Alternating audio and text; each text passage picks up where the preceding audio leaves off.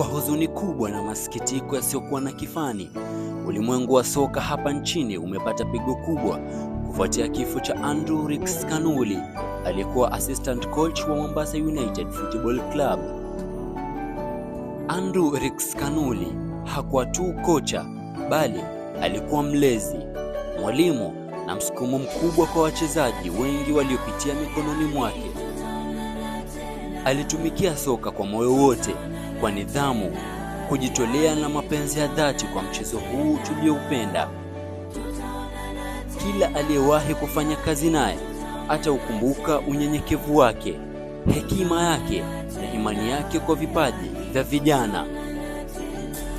Kupitia nafasi yake klabuni Mombasa United, Kanuli alichangia kwa kiasi kikubwa maendeleo ya timu, si tu kiufundi bali pia kimaadili.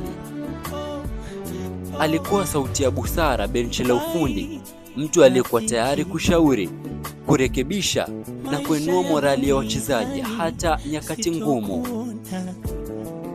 Kifo chake ni pengo kubwa, sio kwa familia yake peke yake, bali kwa klabu ya Mombasa United, jamii ya soka ya Pwani na taifa kwa ujumla. Tunatoa pole za dhati kwa familia, ndugu, marafiki, wachezaji, benchi la ufundi na uongozi mzima wa Mombasa United Football Club. Tunawaombea Mwenyezi Mungu awape nguvu, subira na faraja katika kipindi hiki kigumu cha majonzi. Tunamwombea Andrew Rix Kanuli apumzike kwa amani.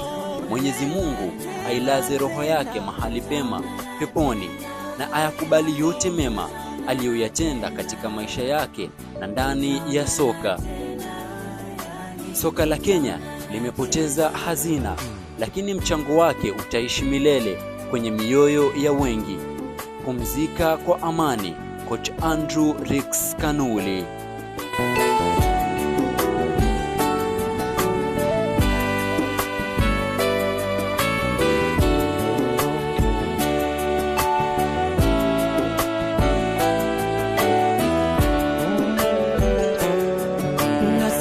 Kumkosea Mungu, kusema kutenda sawa, aliyetoa ndo ametoa.